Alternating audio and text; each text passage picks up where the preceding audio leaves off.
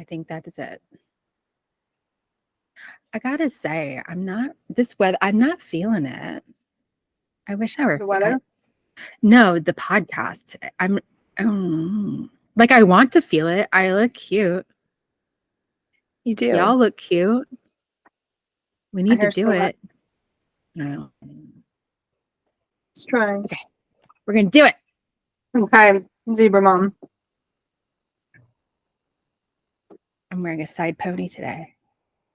Just for it. And a cute zebra striped shirt. Sweater. It's adorable. I'd say it's I'm in the wrong animal. That's okay. I'm not in an animal. You are the animal. How did you know what I was thinking in my head? Yeah, we don't care. Magic. Yeah. Genetic similarities. Oh, shall I just start then? Hi, welcome to the Hacking Hypermobility podcast. You may remember at the end of season 1 last year, we kind of closed out with all things wrap up from 2022. But this year we decided to start off and we're going to do a comprehensive review of all things Ehlers-Danlos Syndromes in 2023. So what do you think, Luna? You know what I love is that you're wearing the pink zebra stripe sweater that you got. So if you are just listening to the podcast, pop over to the video version on YouTube so you can see. Yes. I also have matching leg warmers that I knitted. And we did not plan this, but we are both wearing pink, which is funny to me. I'm usually wearing a funny t-shirt. It's true. Yeah. But it's cold. It's snowing.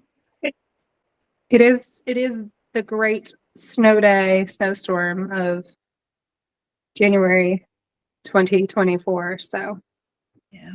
It's been a year of breakthroughs, discoveries, and advancements for hypermobility, though. So I've got a lot to share for the 2023 year in review. Are you ready to start the wrap up? Yeah, let's get this pony on the road. That's not the right saying. It's a zebra. Let's get the zebra on the road. Yeah. Is that a saying? I think I was confusing and combining something about a show pony or a one-trick pony and a show on the road. I think it was mixed metaphors. It was a lot of different. Such a tismy thing. We don't know our metaphors. We don't know what we're trying to say. But I understood you. Yeah. Okay. Remind me to tell you about the beef hole later. And I'm just going to leave it at that. And you're going to be like, did she just say beef hole? Yes, I said beef hole. Okay.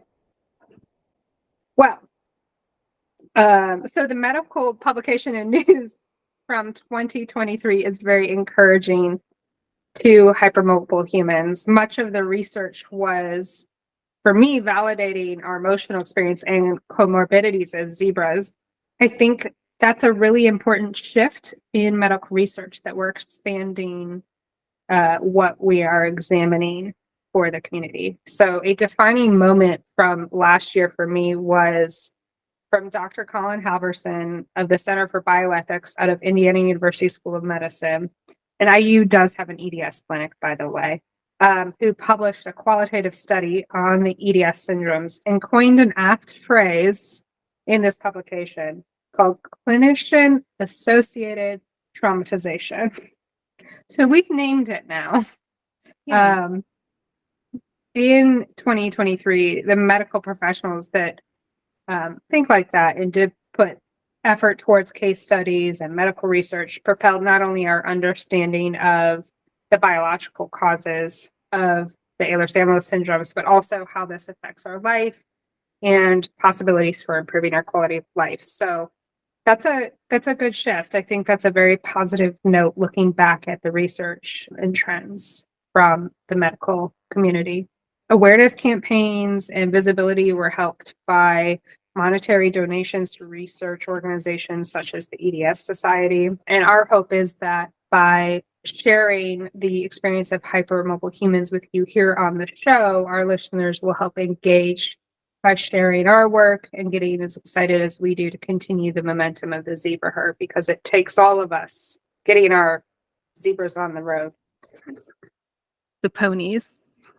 The community has been abuzz about several new genetic discoveries, but there's so much more than just that.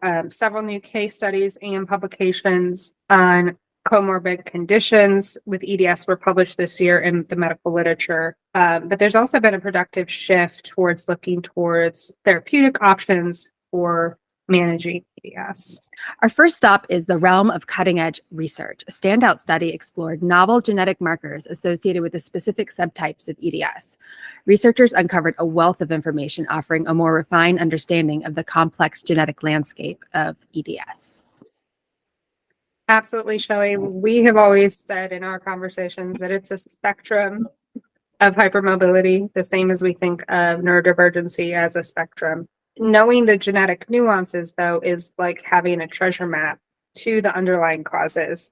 It's a significant stride towards precision medicine for EDS, which we don't really have. So here's a summary of some of just the key publications looking into the genetics and biology that came out in 2023. So the first one is from the UK, the study titled The Genetic Complexity of Diagnostically Unresolved Ehlers-Danlos Syndrome showed the value of doing full genetic panels.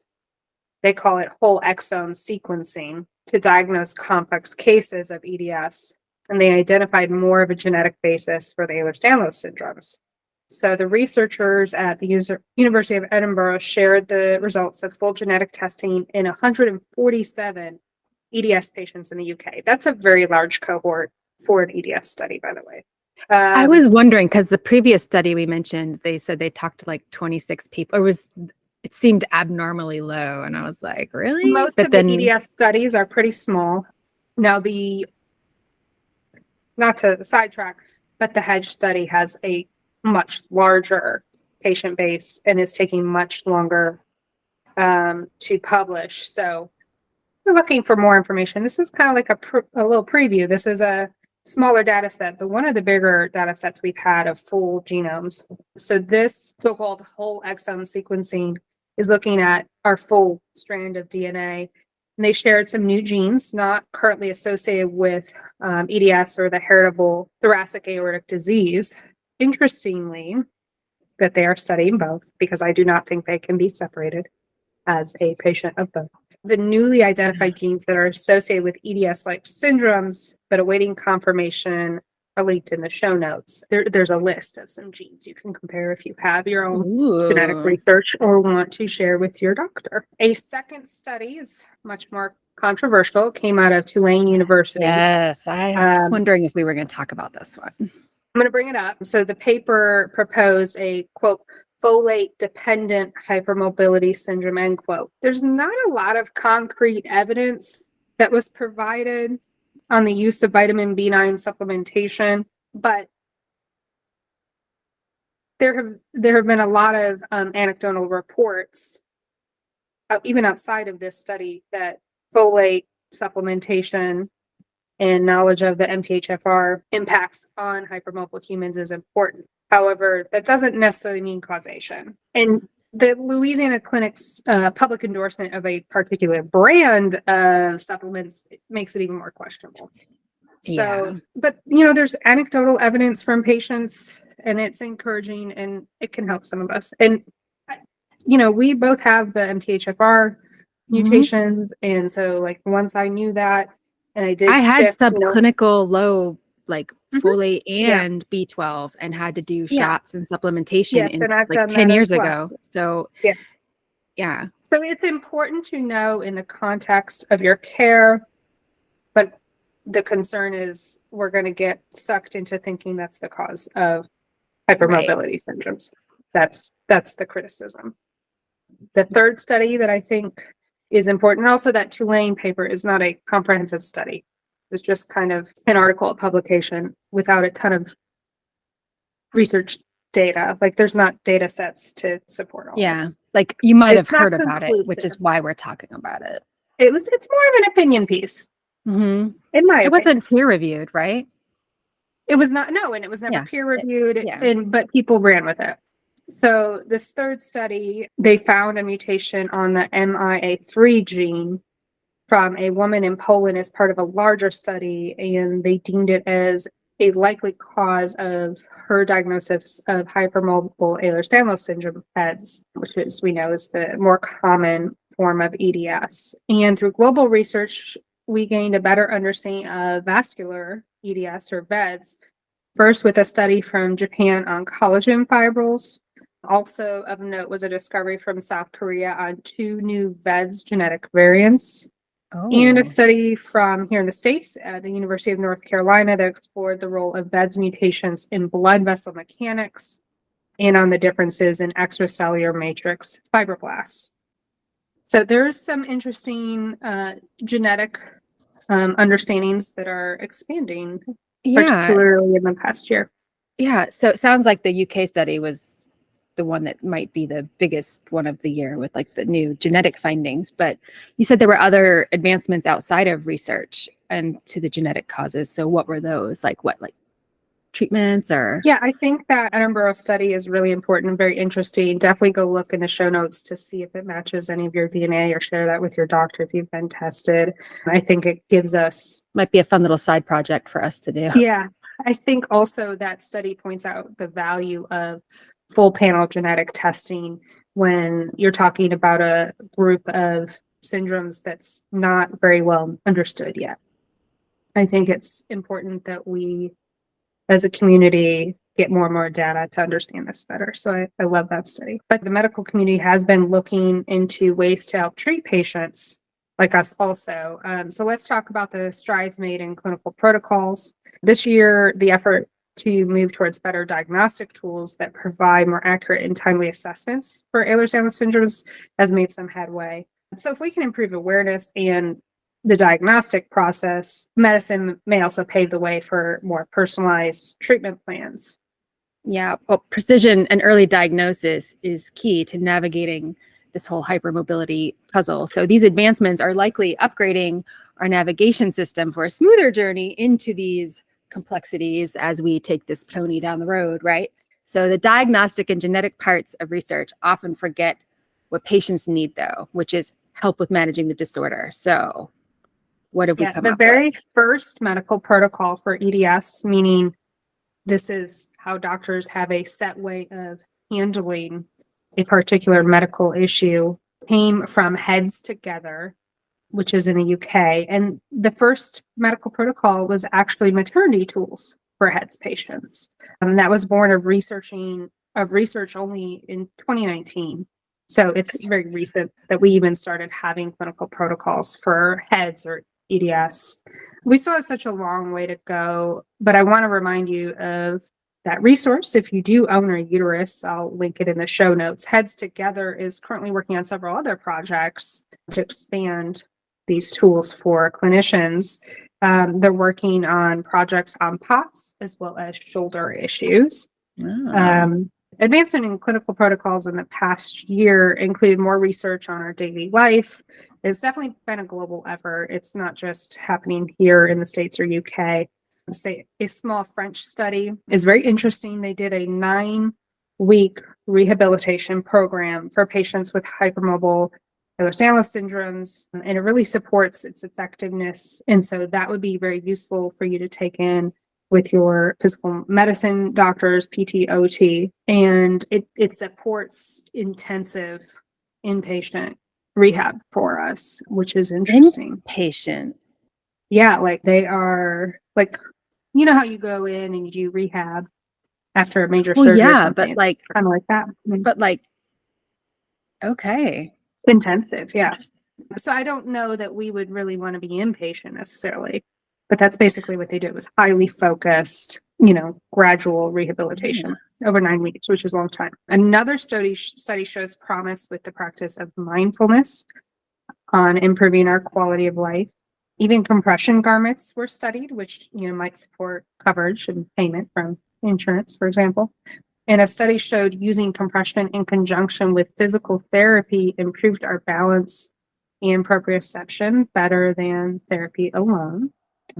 A lot of studies were done on temporomandibular dysfunction, TMJ, jaw pain, and EDS. They also linked irritable bowel syndrome or IBS and heads. And there were a couple different studies on throat problems, speech, swallowing difficulties, that sort of thing.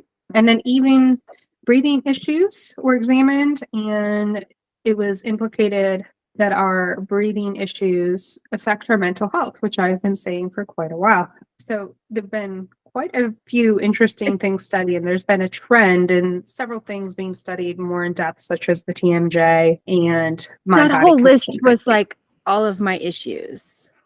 Yeah, Like the it seems TMJ, like the it's swallow, like, it's like just were a they like, list, yeah. let's take a list of Shelli's problems, and now we're going to. Remember how I said these were very validating? I mean, you're not wrong. Yeah.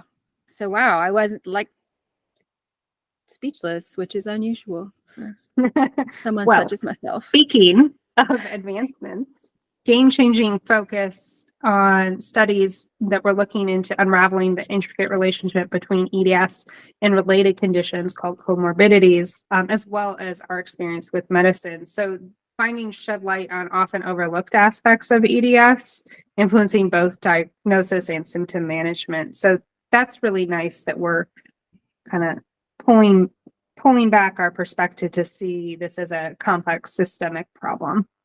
Yeah, but it's like discovering a new dimension. It's like now it's like 3-dimensional puzzle. So like understanding all of these nuances does bring us one step closer to like being able to comprehensively address all of these challenges that we face like individually, but more varied and helpful medical research and case studies has been published. So give us the breakdown on those.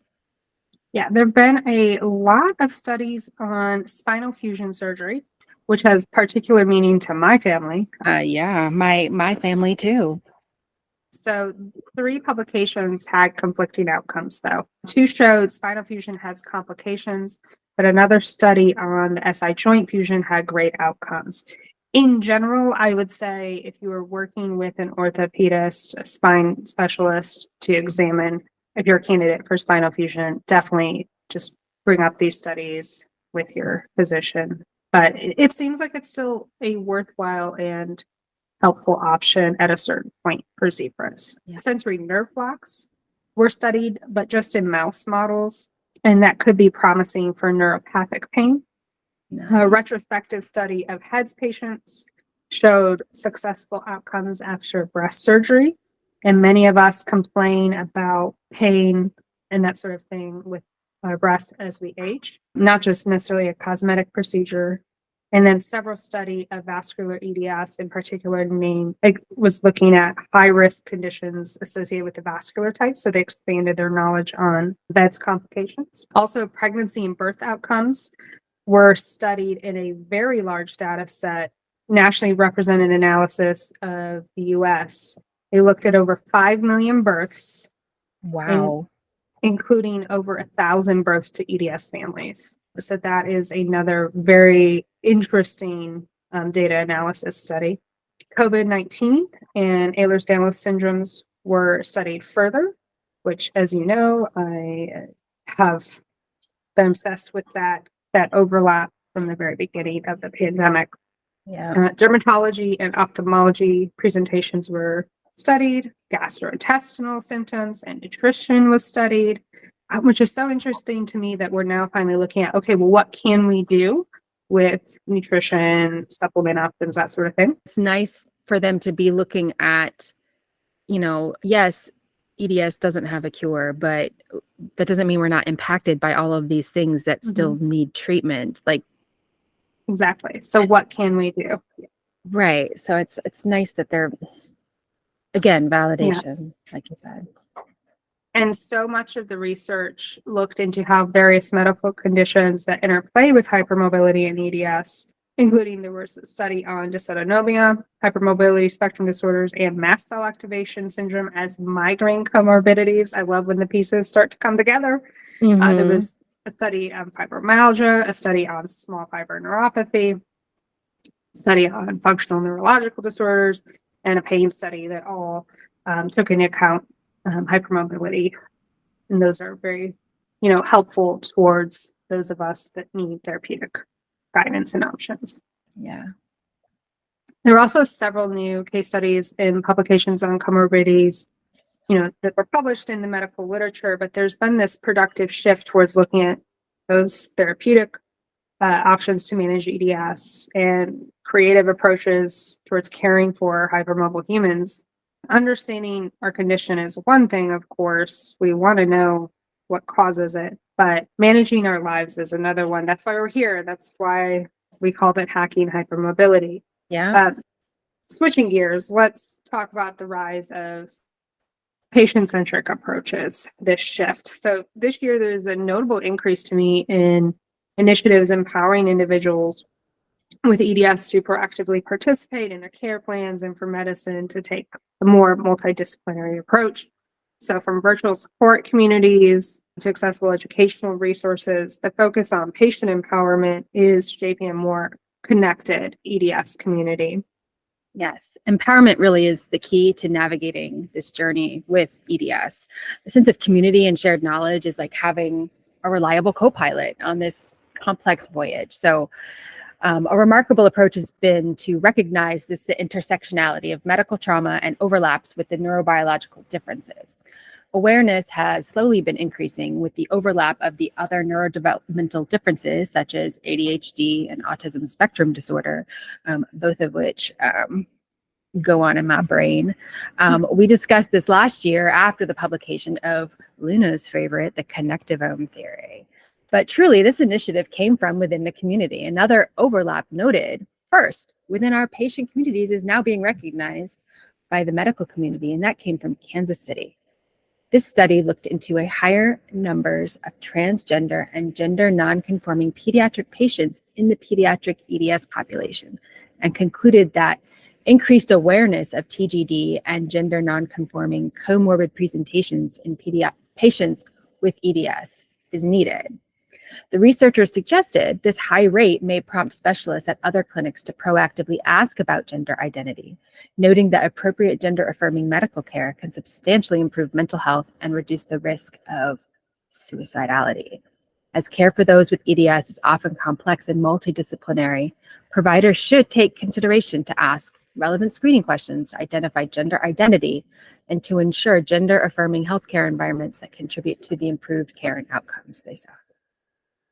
Yeah, so we've beat the drum pretty hard about hey, you really need to consider the overlaps between neurodivergencies and hypermobility syndromes like EDS. But, a big part of the overlap that's overlooked a lot of the time or maybe not supported are the things that people consider just in the mental health realm. And that is heavily discouraging, really, because if we better identify things like that and support, differences proactively like that and get affirming care to our kids, then they have a better chance holistically.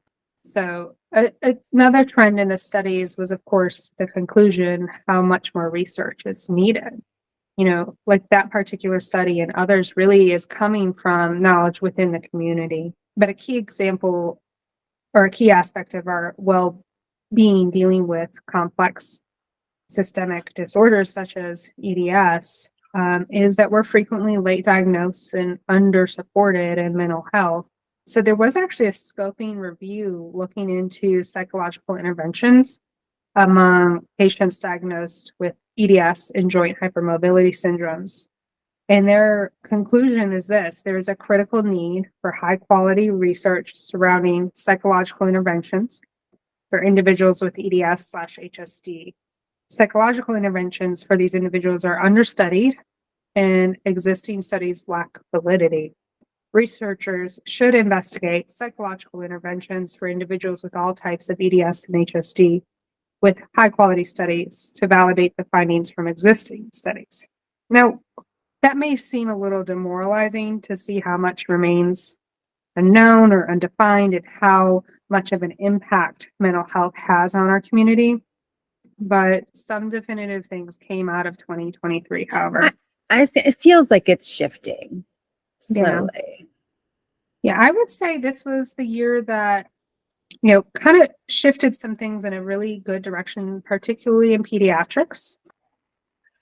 Well, I don't follow pediatrics as closely as you, but let's go ahead and take a zoom in on the pediatric joint hypermobility syndrome.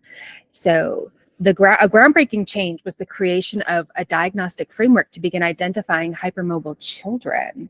So, we're going to do a whole episode on this topic later in the season, but go ahead and give us a high-level info dump on that, Luna. So yes, of course, this is part of our community that's very near and dear to my heart. But the classification of hypermobility was expanded in this past year and in some ways restricted based on age and developmental stage. But I still see this development as positive overall. We hope to see pediatric strategies now tailored to the unique needs of individuals with hypermobility and early intervention and support. So the new research and diagnostic tools for pediatric joint hypermobility was published in May of 2023. We'll put links in the notes, of course. This expanded classification was born of the work of a large international expert group that met for 2 years from 2020 through 2022. And under the new diagnostic guidelines, children with generalized joint hypermobility can fit into one of the following 8 categories of subtypes, depending on the presence of musculoskeletal complications, skin and tissue abnormalities, and comorbidities. Actually, I'm not going to go through all 8. I'll just link to it. Yeah. There's a list, Okay. depending on severity of presentation. So there are now some differences between adult and pediatric diagnostic guidelines for hypermobile EDS. Basically, prepubescent children cannot be diagnosed with PEDS under the new guidelines that are dependent on age and symptoms. So, of course, my criticism on that is they very well may be a HEDS patient or another type of inherited connective tissue disorder. Right. Patient. That's so like, you have okay, to let's then wait be till evaluated puberty. again when you're an adult. Yeah. So I think that makes it even that does not improve accessibility, but I do see it. We're moving in the right direction because it may improve access to care. All right. So, of course, all of this takes money. So, advancements like these move more swiftly when money, like donations and grants from institutions and organizations backing this type of research, flows, right? So, the EDS Society has received significant monetary grants this year, meaning 2023, including 6.7 million from the Mike and Sophia Segal Foundation. Is it Segal or Siegel? I'm not sure. They're Ukrainian immigrants, so it's probably a soft A. Yeah. And a $2.375 million pledge from In Vitro Cell Research, LLC, also known as ICR, was to contribute to the HEDGE study, which is that huge study we mentioned earlier, and that's to target future drug development. So those are some pretty large numbers. That's a significant amount of money. I will say, though, if you look at funds that go into other medical research areas, that's very small. But those are large numbers for EDS. I think the most important trend I've noticed, though, in the last year in the medical community seems to be listening to hypermobile humans. And we can see that in the momentum. Yeah. Wow.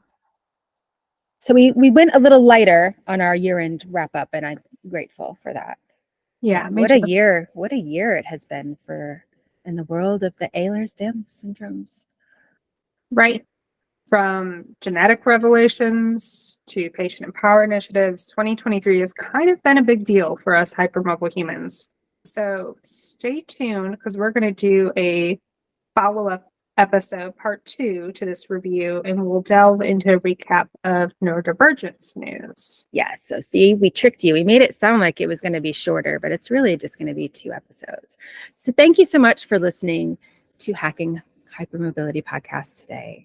We hope you will engage with us on social media and in your own communities to help these efforts. If you learn something new, share it with someone. If you've got these issues, you probably have talked to a friend about it or someone. Share it with them. They might have learned something new. Yes. And will you please take a moment wherever you're listening to share this episode, click follow, leave us a review, engage with us on the socials. And until next time, remember to stay informed, stay connected, and keep hacking the hypermobility puzzle. Also, if any of these topics sparked ideas or questions, and you want to hear us discuss something specific, send us a message to our email at info@hackinghypermobility.com. And tag us on socials too. And a quick disclaimer. The information provided in this podcast episode is for educational purposes only and should not be considered as medical advice. Consult with healthcare professionals for personal guidance on managing Ehlers-Danlos Syndrome. Thanks again for listening. That was very professional, Shelli. Have a great day, zebras. Wishing you bye.